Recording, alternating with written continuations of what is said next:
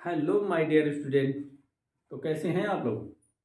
उम्मीद करता हूँ अच्छे होंगे। तो मैं हूँ गणेश कसौधन और गुप्ता सर क्लासेज में आज आप लोगों के लिए ले आए हैं एक बहुत ही इम्पॉर्टेंट टॉपिक जिसका नाम है दर्पण सूत्र। ये क्लास 10 फिजिक्स का एक बहुत अच्छा क्वेश्चन बनता है। बोर्ड परीक्षा में हर साल पूछा जाता है। हालांकि इसके पहले वाले लेक्चर में हम दर्पण सूत्र पर ही चर्चा किए हैं, लेकिन वह सूत्र था अवतल दर्पण के लिए। आज हम यही सूत्र बताने जा रहे हैं उत्तल दर्पण के लिए। उसके बाद हम बताएंगे लास्ट में उत्तल दर्पण और अवतल दर्पण के सूत्र में क्या डिफरेंसेज होता है या नहीं होता है, इस बात का हम चर्चा करेंगे। वैसे दर्पण सूत्र होता क्या है, पहले ये बात जान लें। दर्पण सूत्र का मतलब होता है कि यू वी एंड एफ में संबंध। यू वी एफ में संबंध, इसी संबंध का हम लोग नाम दिए हैं दर्पण सूत्र। इस संबंध को ही दर्पण सूत्र नाम दिए हैं। इसके पहले वाले लेक्चर में हम डिस्कस किए थे इसका अवतल दर्पण का। अवतल दर्पण के लिए यू वी एफ में संबंध, अवतल दर्पण के लिए यू वी और एफ में संबंध, ऐसा हम डिस्कस कर चुके हैं। इसको देखने के लिए इसके प्रीवियस वाले लेक्चर को जरूर टाइप करें। यूट्यूब पर टाइप करेंगे Gupta sir classes class 10 physics you V F में संबंध या दर्पण सूत्र, ऐसे टाइप करेंगे तो मिल जाएगा अवतल दर्पण के लिए दर्पण सूत्र। आज हम डिस्कस करने वाले हैं यही सूत्र, यही संबंध की चर्चा करेंगे, बशर्ते उत्तल दर्पण के लिए करेंगे। तो कोई भी कंफ्यूजन रहे तो कमेंट में जरूर लिखें, हम उस कंफ्यूजन को दूर करेंगे। और मेरा विश्वास है कि इस टॉपिक को अगर अच्छा से पढ़ते हैं तो इससे रिलेटेड जितने न्यूमेरिकल प्रॉब्लम पूछे जाते हैं वो भी आसान होगा। हम लास्ट में न्यूमेरिकल प्रॉब्लम को भी सॉल्व कराएंगे और बोर्ड परीक्षा में एक क्वेश्चन 4 नंबर का तो कंफर्म है कि तैयार हो जाएगा। तो इसलिए अगर इस टॉपिक को तैयार करना है तो मेरे साथ बने रहिए और लास्ट तक इस वीडियो को देखिए। और हमारे सहयोग के लिए आप लोगों से एक विशेष रिक्वेस्ट है कि इस चैनल को जरूर सब्सक्राइब करें और बेल आइकन को ऑलवेज के लिए प्रेस कर दें, और हाँ दिल करे तो लाइक भी कर दिया करें। तो धन्यवाद। हम चलते हैं, अब हम उत्तल दर्पण के लिए यू वी एफ में संबंध हेडिंग लगाते हैं। उत्तल दर्पण के लिए यू वी एफ में संबंध, उसको ऐसे हम लाइन खींचते रहे, उधर रहेगा ये पहले वाला बता चुके हैं। हम लास्ट में इस पर जाएंगे तो देखेंगे इसमें अंतर क्या है। तो मैं बता दूं सबसे पहले कि यू क्या है। हालांकि इसको पहले भी बता चुके हम। यू क्या है? ध्रुव। ध्रुव क्या? दर्पण के ध्रुव से वस्तु की दूरी, ये सदैव ऋणात्मक होती है। वी क्या है? वी है ध्रुव से प्रतिबिंब की दूरी। और ये कैसी होती है? अगर आभासी है, आभासी प्रतिबिंब बन रहा है तब तो ऋणात्मक, और वास्तविक बन रहा है, आभासी बन रहा है तब तो धनात्मक, और वास्तविक बन रहा है तब तो ये ऋणात्मक होता है। अच्छा, अब दर्पण की फोकस दूरी क्या होती है? यह होता है फोकस दूरी, और सभी दर्पण के लिए ये होता है ऋणात्मक। चिन्ह परिपाटी अगर नहीं जानते हैं तो चिन्ह परिपाटी भी यूट्यूब पर टाइप करेंगे गुप्ता सर क्लासेज यूट्यूब पर, तो चिन्ह परिपाटी मिल जाएगा। तो हम चलते हैं। सबसे पहले इन संबंध को बताने के लिए हमें एक फिगर को ड्रा करना पड़ेगा, और वो फिगर ऐसा होगा जो अवतल दर्पण द्वारा बने हुए प्रतिबिंब का फिगर होगा। किसी वस्तु का अवतल दर्पण द्वारा बने हुए प्रतिबिंब का फिगर हुआ। अवतल दर्पण क्या होता है? ये खोखले गोलीय कोष का एक भाग होता है जिसके अंदर सिरे पर हम पालिश कर देते हैं, यही अवतल दर्पण हो जाता है, यही अवतल दर्पण होता है। ये इसका मान लेते हैं कि ये इसका फोकस होता है, और ये फोकस की डबल दूरी जो होती है ये क्या होती है? ये होती है वक्रता त्रिज्या। ये डबल दूरी क्या होती है? वक्रता त्रिज्या। अच्छा, यही जो बनाए थे हम, अब देखें ये वस्तु है, क्या है? ये वस्तु है। वस्तु से दो प्रकाश की किरण लेकर चलेंगे प्रतिबिंब को बनाने के लिए। हम मान लेते हैं कि ये फर्स्ट रेज है। प्रथम रेज फोकस से गुजरती है अथवा फोकस से गुजरती हुई प्रतीत होती है। ये इधर पॉलिश कर दिया गया है, अतः इस पार तो जाएगा नहीं, तो ऐसा लगेगा कि ये फोकस से वापिस हो रहा है, तो हम इसको इस तरह दिखा दिए। दूसरी प्रकाश की किरण जो है वक्रता केंद्र से गुजरती है, तो वक्रता केंद्र कहाँ पर है? इस साइड में है। इस साइड में तो गुजर नहीं पाएगा क्योंकि इधर प्रकाश आएगा नहीं, तो ऐसा लगेगा कि वक्रता केंद्र की ओर जा रहा है। तो हमें इसको बनाने के लिए हमें पहले ही क्या करना पड़ेगा? एक डॉटेड लाइन यहाँ बना लेते हैं, डॉटेड लाइन। अब हमें आसान होगा इस पर दिखाना। ये प्रकाश वक्रता केंद्र की ओर जाएगी, और वक्रता केंद्र की ओर जाने वाली प्रकाश की किरणें वापिस होती है तो अपने मार्ग पर सीधे वापिस होती है, रिफ्लेक्ट होती है वक्रता केंद्र से ही। तो ये दोनों वापिस होने वाली प्रकाश की किरणें हैं, जो कि आगे कहीं नहीं मिलता है, तो पीछे हम मिलाते हैं, जो कि हम डॉटेड लाइन से दिखा रहे हैं मिलाते हुए। ये देखें, ये, और यहाँ पर ये कट कर रहा है, इसका मतलब यहाँ पर ये प्रतिबिंब बनेगा। अगर ये वस्तु है ए बी, तो ये प्रतिबिंब बनेगा ए डैश बी डैश। ये है दर्पण का ध्रुव, ये दर्पण का ध्रुव है। तो ये प्रतिबिंब बन गया। अब प्रतिबिंब बन गया, अच्छा एक बात जान लें कि उत्तल दर्पण में सदैव प्रतिबिंब कैसा बनता है? आभासी बनता है। सदैव प्रतिबिंब कैसा बनता है? आभासी बनता है, और दर्पण के उस पार बनता है। अब जब इतनी बात हम जान चुके हैं, तो इस पर अब हम फार्मूलाइज करने जा रहे हैं, फार्मूला के रूप में आना चाहते हैं। वैसे एक परपेंडिकुलर इस पर ड्रा कर देते हैं हम, इस पर परपेंडिकुलर ड्रा कर लेते हैं, इसको नाम दे देते हैं यम। अगर जो है यदि दर्पण का द्वारक छोटा होता है तब बिंदु n जो होता है P के पास होता है, P के पास होता है, यहाँ P के पास होता है। अब देखें, ये रेखा और ये मुख्य अक्ष दोनों एक दूसरे के समांतर है, तो ये समांतर रेखा को काटने वाली परपेंडिकुलर लाइनें, लंबवत लाइनें जो होती हैं आपस में बराबर होती हैं। तो हम ये लिख सकते हैं ए बी बराबर यम एन।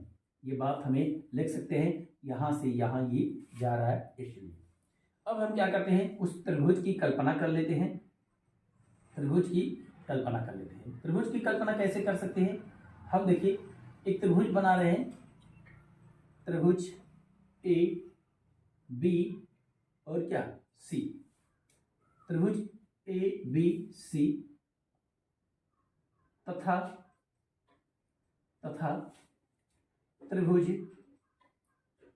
ए डैश बी डैश और सी, तथा त्रिभुज A dash B dash C.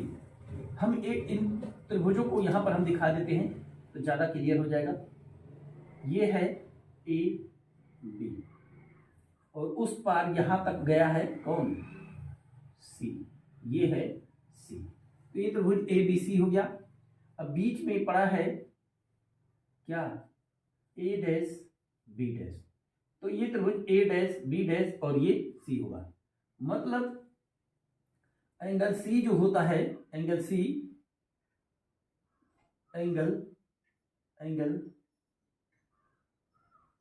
A C B and angle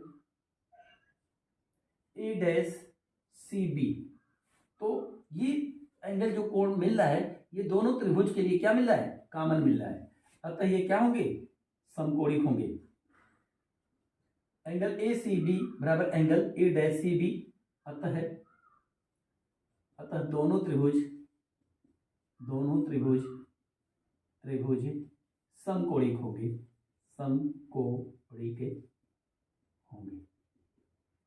और जब समकोणिक हो जाता है तो एक नियम होता है, हम यहां लिख देते हैं, समकोणिक त्रिभुज के लिए क्या होता है, लंब का अनुपात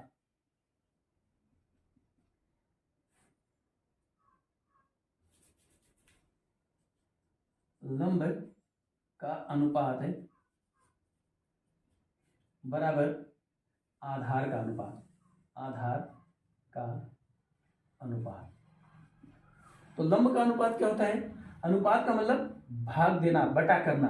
तो एक लंब ये है इस त्रिभुज का ए बी, और छोटे वाले त्रिभुज का लंब क्या है, ए डैश बी डैश। ये दोनों लंब का अनुपात हो गया। अब हम कर लेते हैं आधार का अनुपात। तो बड़ा वाला त्रिभुज का आधार क्या है, बी सी, और छोटे वाले त्रिभुज का आधार क्या है, बी डैश सी। तो ये इक्वेशन नंबर हम फर्स्ट तैयार कर लिए हैं इन दोनों त्रिभुज से। अब हम क्या करते हैं, दो और त्रिभुज की कल्पना करते हैं इसी में से।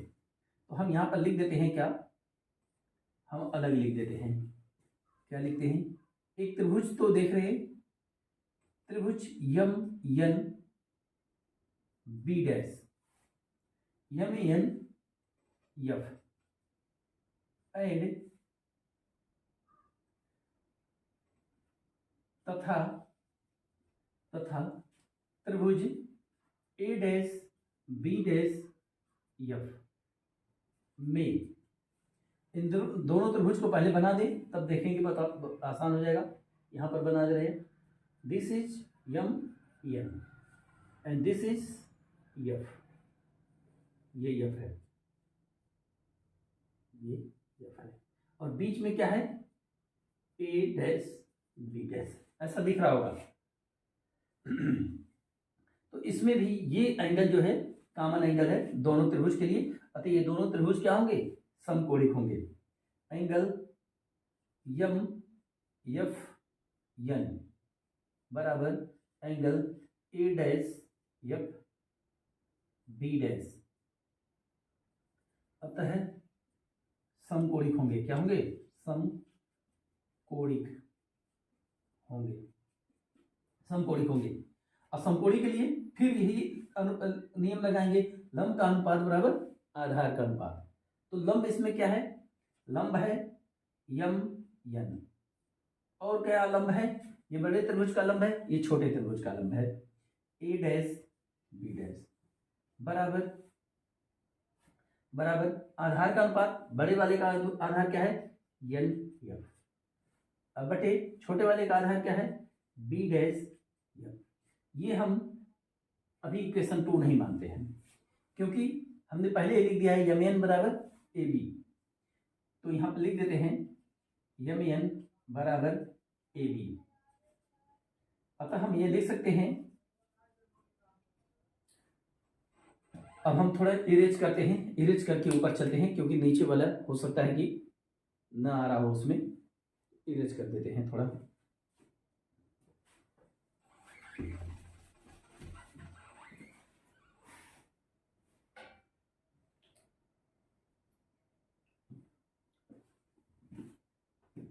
ये दर्पण सूत्र बहुत आसान होने वाला है, बस स्टेप बाय स्टेप समझते जाए।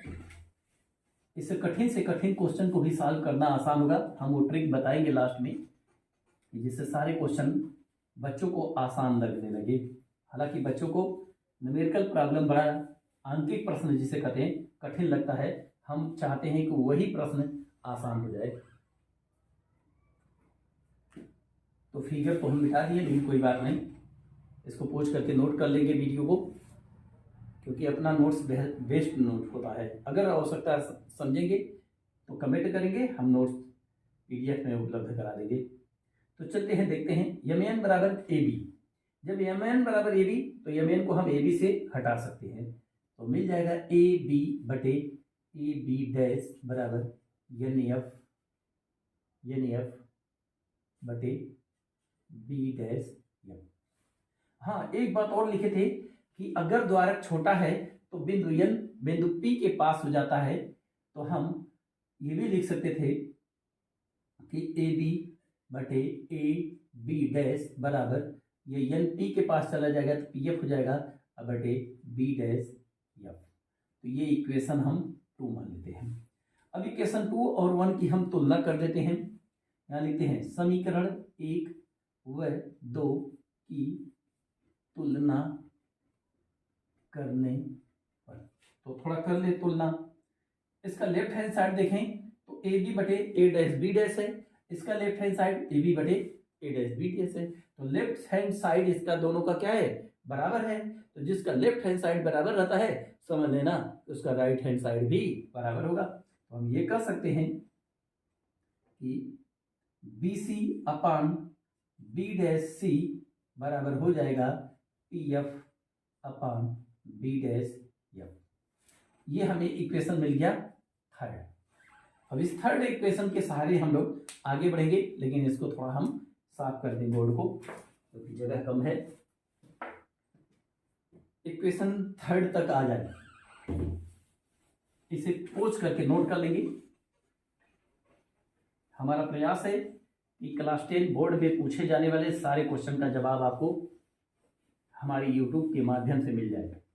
बोर्ड में अगर साइंस विषय में 90 प्लस पाना है, 90 के ऊपर पाना, 90% से ऊपर, तो गुप्ता सर क्लासेस चैनल पर बने रहें। हम वादा करते हैं कि इस चैनल के माध्यम से आपको 90 से ऊपर 90+% हम उपलब्ध करवाएंगे। तो ध्यान देते हैं हम। अब देखते हैं BC क्या है, B डैश C क्या है, PF क्या है। तो इसको देखने के लिए हमें फिगर ड्रा करना पड़ेगा, क्योंकि फिगर तो अब मिटा लिए हैं। एक वस्तु है यहाँ पर AB, पुनः हम एक बार जल्दी से ड्रा कर देते हैं ये, और यहाँ पर एक हम बना देते हैं प्रतिबिंब A डैश B डैश। ठीक है, फिगर बनाने के लिए ये तरीका अपनाएंगे, AB बना लें, वस्तु बना दें, प्रतिबिंब बना दें। असल से इसी को हम ऐसे ऐसे डॉटेड लाइन मिला दें,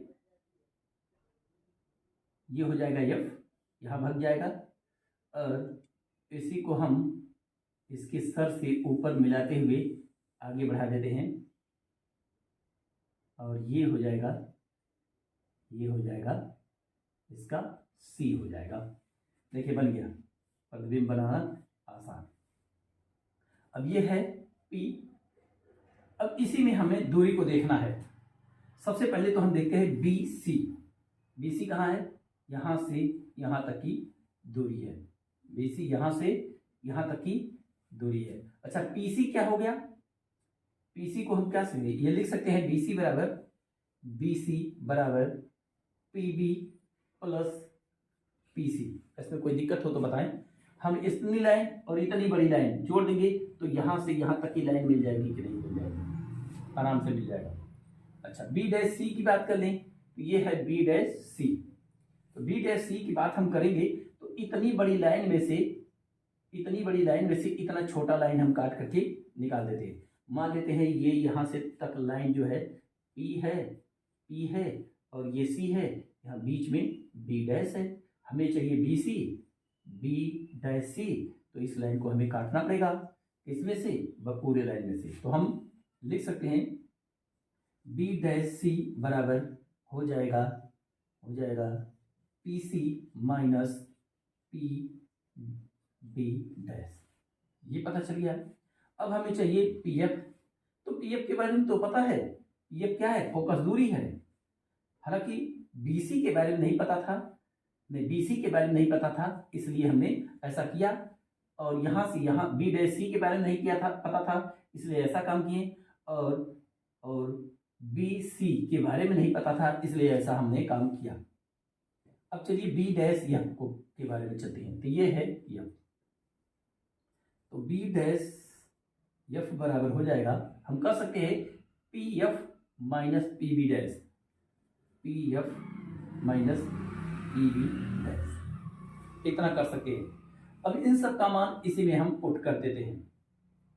समीकरण 3 में मान रखने पर, तो समीकरण 3 में जब मान रखेंगे तो बीसी की जगह आ जाएगा P B plus P C बटे बी डैश सी बराबर हो जाएगा पी सी प्लस नहीं माइनस पी बी डैश। कोई प्रॉब्लम नहीं, आगे बढ़ रहे हैं हम। पी एफ का मान वही रह जाएगा, बी डैश एफ का मान P F minus P B dash, कोई प्रॉब्लम नहीं होना चाहिए। अब हम पी बी क्या होता है ये देख लेते हैं।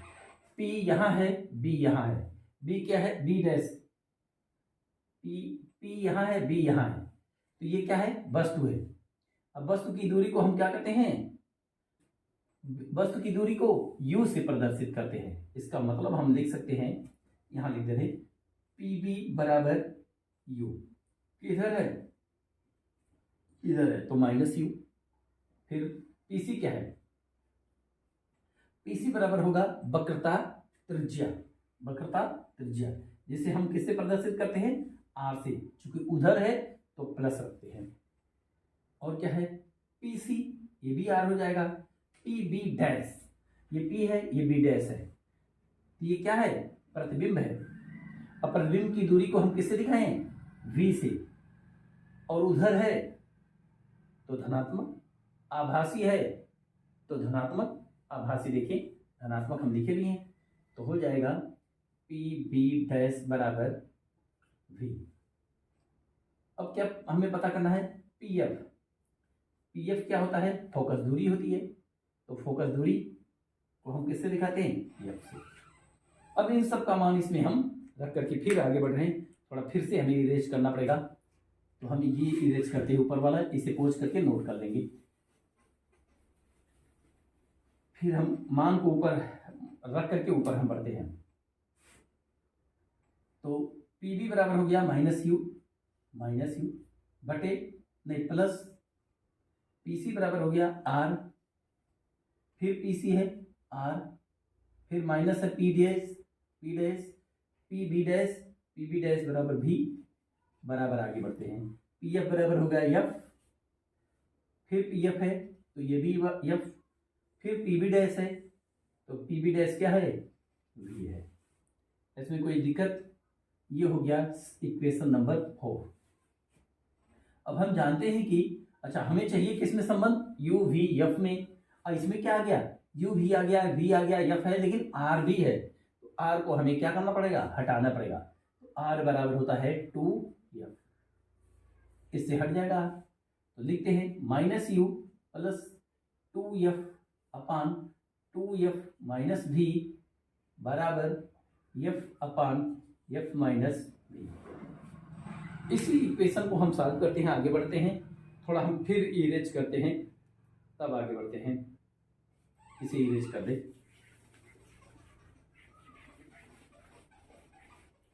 चलिए। अब इसे सॉल्व करने का सबसे अच्छा तरीका होता है कि तिरछा गुणा करना, तिरछा गुणा करना। तो कैसे करेंगे, minus you plus 2f into F minus v बराबर हो जाएगा 2f minus v into F. अब तिरछा गुणा करने का ये f का मल्टीप्लाई इसमें u में करेंगे तो माइनस यू एफ हो जाएगा, इस f का मल्टीप्लाई f में करेंगे 2f स्क्वायर हो जाएगा, इस f की छुट्टी। अब इस v को पकड़ते हैं, माइनस है और यहाँ माइनस है तो प्लस हो जाएगा, u भी बन जाएगा, इस माइनस का इस प्लस के साथ हो जाएगा तो माइनस हो जाएगा, ये बन जाएगा 2f है v। इधर का मल्टीप्लाई हो चुका, अब इधर का मल्टीप्लाई करते हैं। f का मल्टीप्लाई f में करेंगे 2f स्क्वायर हो जाएगा, f का मल्टीप्लाई v में करेंगे, ये प्लस है ये माइनस है तो माइनस f है v। कोई प्रॉब्लम। अब देखिए 2f स्क्वायर ये भी, लेकिन ये माइनस 2f 2f² ये होना चाहिए, ये 2f² होगा।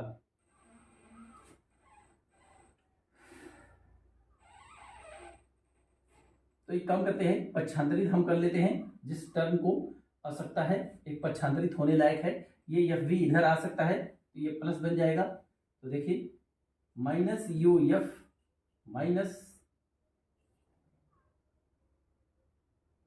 ये माइनस क्यों, ये एफ ये प्लस में है, ये भी प्लस में, ये भी प्लस में रहेगा, ये प्लस ये प्लस, तो ये प्लस और एफ स्क्वायर हो जाएगा। तो ये भी प्लस में है 2f², ये भी प्लस में है 2f², ये तो कट गया। तो बचा क्या, minus U F plus you भी बराबर हम कर लेते हैं, इसको उधर लेते जाते हैं माइनस वाले को, क्योंकि एफ भी इधर भी है और ये भी एफ भी है, तो एफ भी को एक तरफ कर लेते हैं, तो उधर जाएगा तो प्लस बन जाएगा 2f माइनस एफ भी।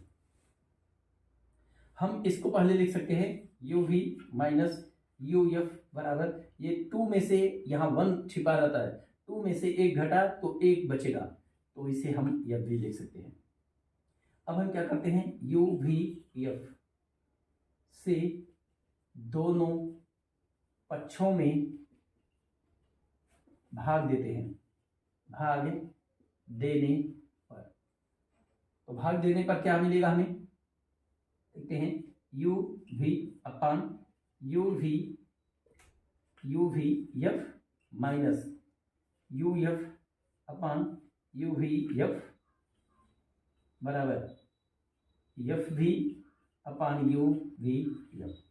कुछ कटने वाला है, यू भी कट गया, इधर यू एफ, ये यू ये एफ, ये एफ भी कट गया। तो जो बच गया हम ऊपर लिख रहे हैं, यहाँ पर हो सकता है कि नीचे न दिख रहा हो, यहाँ पर चलते हैं, बचा है 1/f माइनस 1/v बराबर 1/u। पक्षांतरित कर देते हैं, इसको उधर लेते जाते हैं, एफ को यहाँ छोड़ देते हैं, तो 1/f बराबर 1/v प्लस 1/u। ये है दर्पण सूत्र, और हम पहले भी दर्पण सूत्र अवतल दर्पण के लिए लिए थे, तो वो भी हमें मिला था 1/f equal to 1/v plus 1/u।